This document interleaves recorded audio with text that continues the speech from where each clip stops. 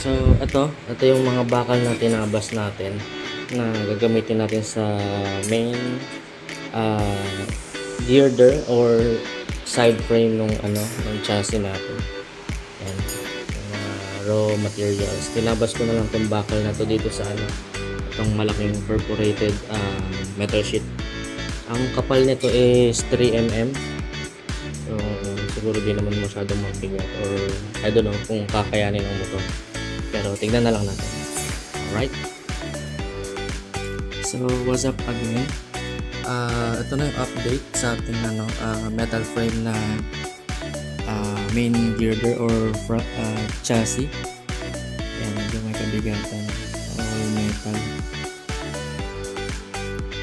Okay, tapos ang gamit natin is front motor mount. Ayan siya.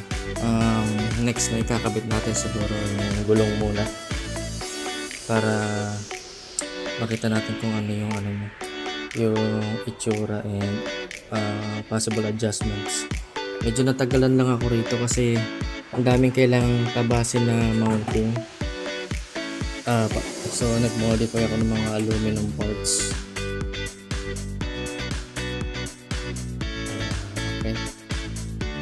Okay, see you sa next video para sa ating next update.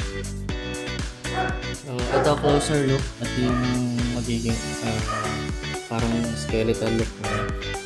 Ayan, kakatapos lang natin gawin yung ating metal frame and ikabit yung mga transmission mount tsaka transfer case mounts. Okay na yung mga electronics na to. Ang natatagalan na ako gawin is yung kailangan mag-modify ng mga butas-butas dito sa mga bangkay. Kasi yung iba hindi sakto sa aluminum mounts ng mga nabili kong aftermarket parts. Ayan. Tapos wala pa akong battery tray. Magpa-fabricate pa ako ng lagayan natin ng battery. Siguro pag ganito na lang pahaba. Ayan. Para din ako bibili ng yung mga aftermarket. Ang bigat siya.